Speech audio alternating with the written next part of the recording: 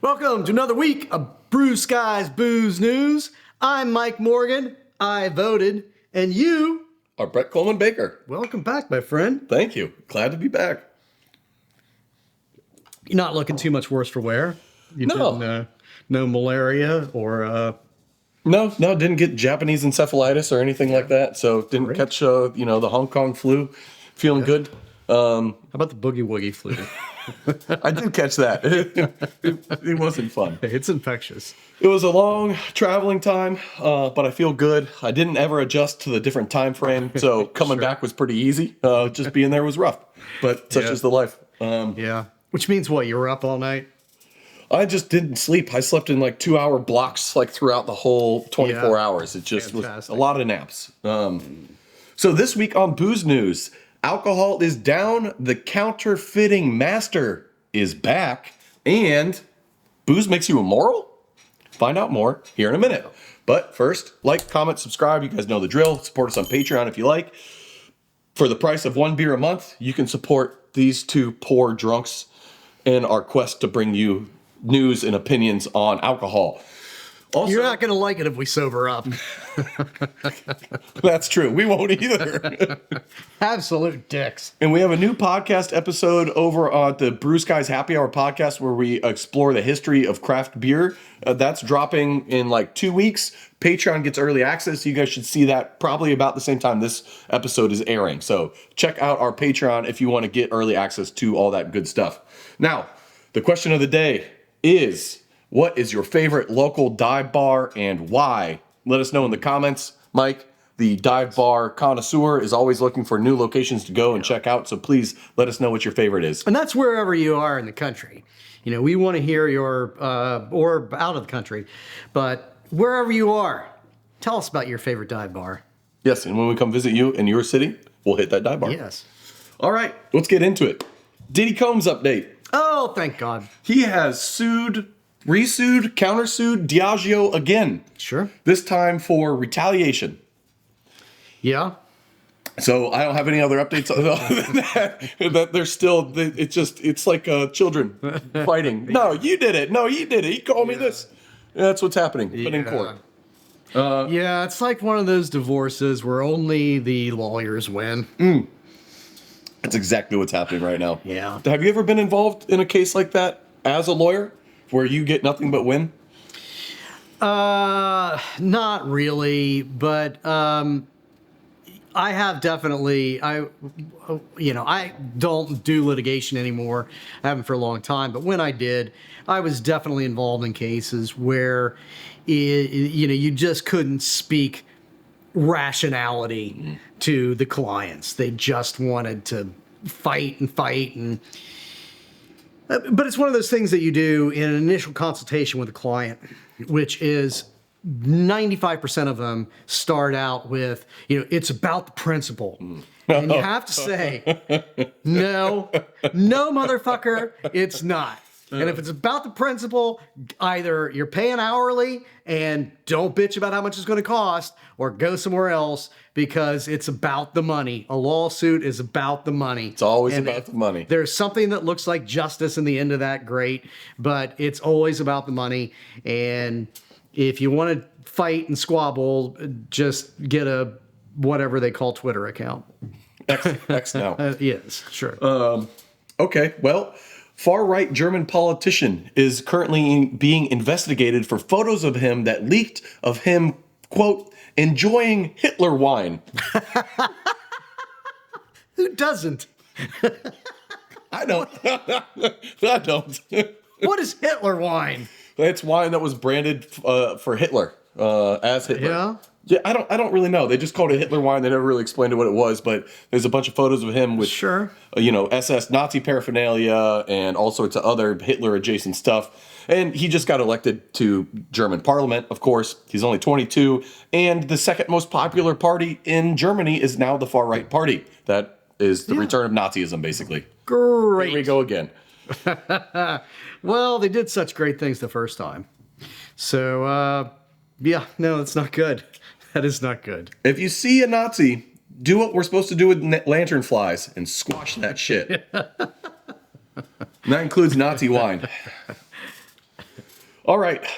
Unexpected fall slump has come to alcohol. I'm talking beer, wine, spirits, alcohol across the board. Everybody's sobering up for fall? Right? Football season, usually we see an uptick, usually on-premise increases, including off-premise because people are having football parties and everything else. Saturday, Sunday, you basically, you're middle America, you just get drunk for 2 days straight and then go back to work and hate yourself for 5 days until you do it again. Not happening this year. Weird. I don't get it. We're down 3% by dollars versus 2022 as a country for booze. And the only bright spots, the only ones in all of beer and alcohol is Modelo, New Belgium, and Pabst. God. I don't get it. Well, no, people just aren't. It's spirits included. It's nothing. So Modelo has become a thing, which number one, I don't get that. I hadn't had Modelo in years. With the fact that we've talked about it a lot, I picked up a 6-pack of it a while back, and Especial? I was highly unimpressed. But Fat Tire is incredibly interesting because that was for a long time. Well, for a long time, it was the largest selling craft beer in the United States. And then it was one of them. And that was as an amber ale. Then they completely changed it. Yep. Totally different style. Basically a light ale now. It just kept the packaging and said, this is your new, they did like the Darren thing on Bewitched, except they're not even remotely the same. They're radically different beers. That and people are for just you Gen Xers and older out there. Yes. I didn't get it. the show Bewitched. They had Darren was the husband, and then there was a whole thing with the first Darren, some scandal or some shit. I don't remember what happened. And so the following season, they had another actor play Darren. And he looked a lot like the guy, but there was no, this is she didn't get divorced or some shit. It's just like they switched one actor out with another actor that looked a lot like him, but not the same guy at all. Yeah, that is exactly what happened with the Fat Tire brand. Yeah. And for clarification, for New Belgium, it's specifically Voodoo Ranger. Fat Tire has fallen off a massive, and it's basically dead. So they killed that beer. Yeah. Voodoo Ranger is what's keeping them alive. Voodoo Ranger and the 7 other Voodoo Rangers. All the Voodoo Rangers. High alcohol, cheap. Yeah. It is the new malt liquor as far as I'm concerned. Great. On a positive note, Bud Light is making a very small comeback. They have gained ground on Modelo. So I love it when the underdog makes ground. Bud Light has announced 2 things recently. One, they just announced this week a $1 billion buyback of Bud Light from distributors. So the distributors across the U.S. are holding on to $1 billion worth of Bud Light that's about to expire, and the company said they're going to buy it all back. So that's nice. Who the hell? What Bud Light drinker knows when Bud Light is expired? None, but the distributors pretend to care. The second thing I think is the most important one. Bud Light is the new sponsor of UFC, and nothing says straight hetero male like 2 dudes that are mostly naked getting real sweaty and grappling each other. Absolutely. Man, is that just so straight? That is as straight as it gets. I get rock hard when I watch UFC, and I'm not talking about my dick. I'm talking about my brain. I don't even know what. Let's move on.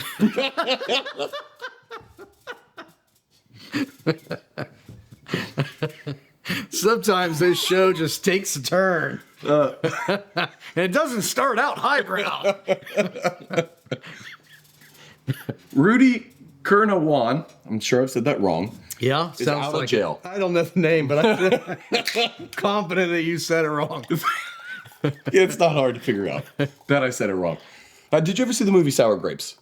Never even heard of it. Okay, there's a documentary called Sour Grapes. If you haven't seen it, it is one of my favorite documentaries that I've ever seen. It's number one related to alcohol, at least. Basically, this guy from Indonesia who has a family history of embezzlement and fraud got his way into high-end wine. And this guy has the best palate that the wine world has seen in generations. Like an insane palate. Can taste things blind and know what they are. Can taste stuff, and then you can give him other wines and he can blend it to taste like that wine that you just tried. So that guy And he's very charismatic. He became a darling of the wine world. He was a young guy, in his early 30s, coming into this world. These old rich, bags were basically like, oh, I'm going to pay you to pick wines for me. And he was basically making money hand over fist. Well, what he started doing was blending wines to counterfeit old wines and selling them. Brilliant. Yeah, it is. He sold about $30 million worth of counterfeit wines, got arrested, got put in jail for 10 years. Now he'd been released recently, and he's back out into the wine world, and people are paying him money to have him flown to their party where he counterfeits expensive wines for people to drink at their high-end party. Sure. I mean, I vaguely remember this story, and actually I remember having that documentary on my queue on It's really some good. streaming thing, and I forgot to get to it. But I don't know. I mean, to me, that's one of those things that I just think is a victimless crime. Anytime you're stealing from people that are that rich, to give them something that they can't tell from what they're paying for, no harm, no foul. Well, I mean, good for him for having the knowledge base and the skills to be able to do that. Agreed. He creates this experience for them. They believe what the experience is. They enjoy the wine. They pay obscene amounts of money that it would not have been worth regardless of where it was from or how old it was.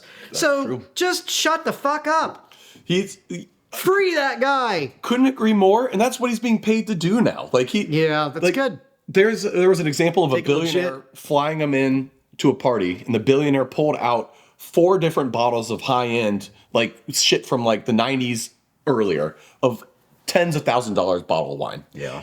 Blind, they're like, you make a wine that tastes like this one, and then we're going to try them at our party and pick our favorite. He wins every time. So his fake wines are better than the real deal. Yeah. Or billionaires just don't have taste and fuck them. Which maybe it's both. I'm right there with you, though. Victimless crime, that guy's a national treasure of Indonesia. I support what he does. You're going to like this one, Mike.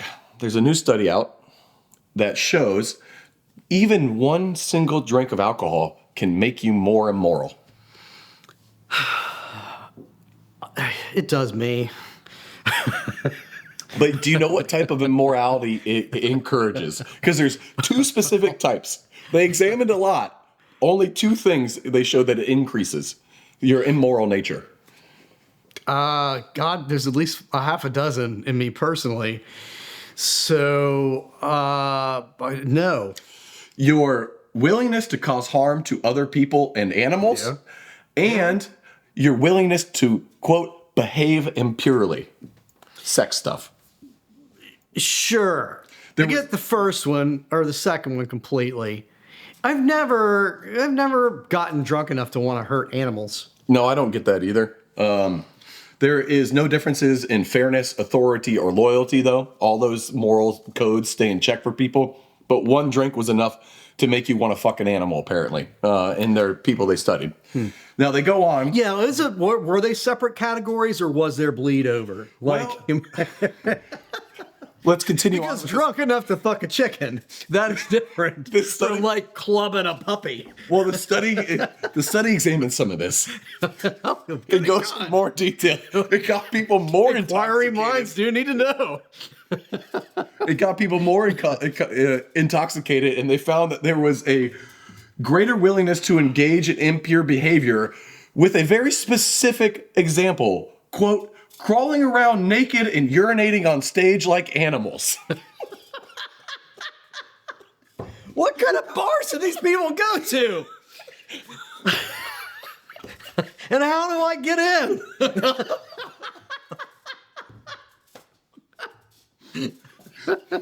Can you imagine the researcher who was like, what specific thing can we do that shows impurity? I know. Let's crawl around like animals and piss all over the stage. That's something people will have fun with. Can you imagine the scientists that had to go to the farm and say, we need a sheep for this experiment? Give us your sexiest sheep, you Scottish bastard.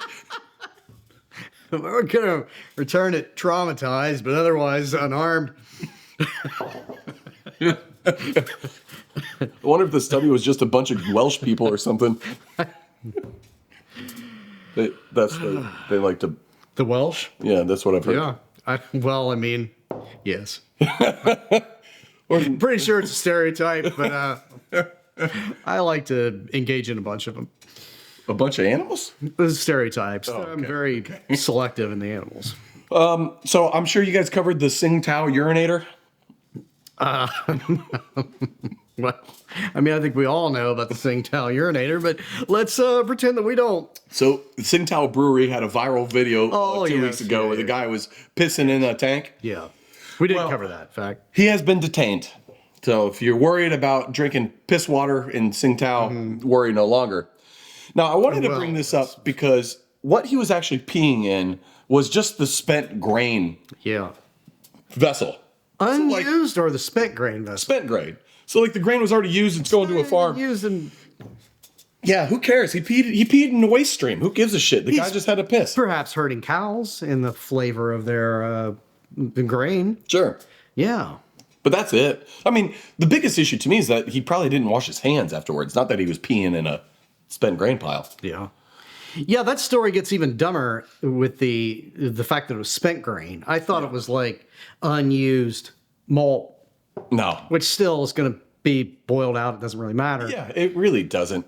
It doesn't. You should see some of the stuff that comes in, fucking big loads of malt. Like we're catching, when we have screens and we pre-screen and stuff, but you catch all sorts of stuff. It's crazy. Oh, yeah, I'm sure that like half a rat is a bigger deal than a little bit of urine. Yeah, a little bit of clean urine. I mean, you have a couple beers and you're willing to do a little bit of stuff with golden liquids. That's just how it goes. I mean, it's literally science. It's not his fault. There might be urine in this. You know what? I don't care. It's clean urine. All right, our non-alc story of the week. Mike, did you know the average age that you become... 27. Not that question. The average age that a drinks mogul becomes a billionaire? A drinks mogul? Yep. People in the food and drinks industry, what's the average age to become billionaires? 35. 54. And that's the sixth fastest. The fastest is tech, and it's age 37. So the question is, 1, are you 54 yet? And 2, are you a billionaire yet?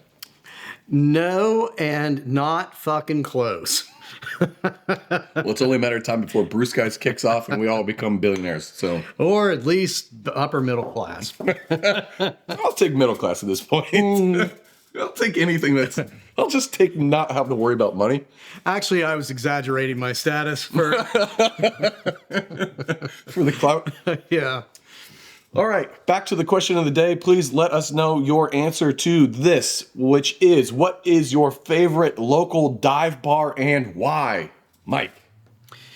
I got to say, from the beginning of this show, I have been thinking about it, and it's rough. I mean, I've considered myself a dive bar connoisseur for a long time, but, dive bars are getting fewer and fewer, and we have talked a lot off camera about the fact that dive bars, a lot of them have morphed into just neighborhood bars.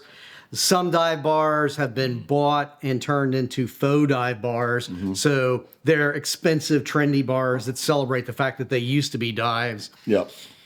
Yeah, if you're buying $10, $15 cocktails, it's not a dive. Yeah.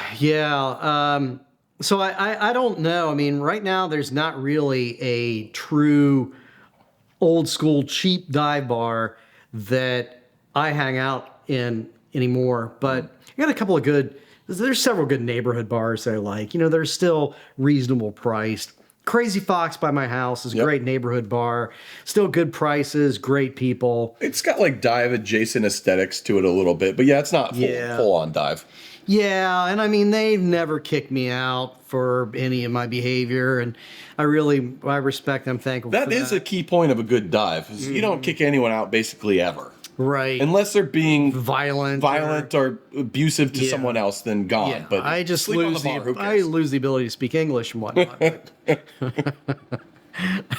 But yeah, that one is probably my favorite neighborhood bar, but I've got other good neighborhood bars over by me and over here. And over here in Northside, actually, Junker's Tavern. I haven't been there in a long time, so I'm not going to pretend I hang out there. But that's still a good, legit dive bar. It is. There's a couple in Northside. C&D is another one I really like as a good dive. And really, it's kind of neighborhood bar-y as well. Like like your like the Fox, Northside Tavern. Definitely not a dive, but they have $550 24-ounce beer cans. So like, okay, that's a dive bar price, but it's definitely not a dive. Herb and Thelma's in Covington. It used to be a dive bar. It's really not anymore from a price standpoint, but they've got like a few decent beers on tap. They still grill all the burgers right behind the bar. It's still full of like old beer memorabilia. It's got the aesthetic and it's a really good greasy cheeseburger. It's one of the best cures for a hangover in greater Cincinnati. So I'll also give that one a shout out. But yeah, we need more dive bars and we need to know what you recommend as your favorite dive bars. We got some really cool content coming way in the future based around dive bars. Mike and I are really excited about it, but any research that you can help us with, let us know your favorite haunts. We'll meet you there, buy a beer, have all the fun. Anyway, that's the news. We love you, people.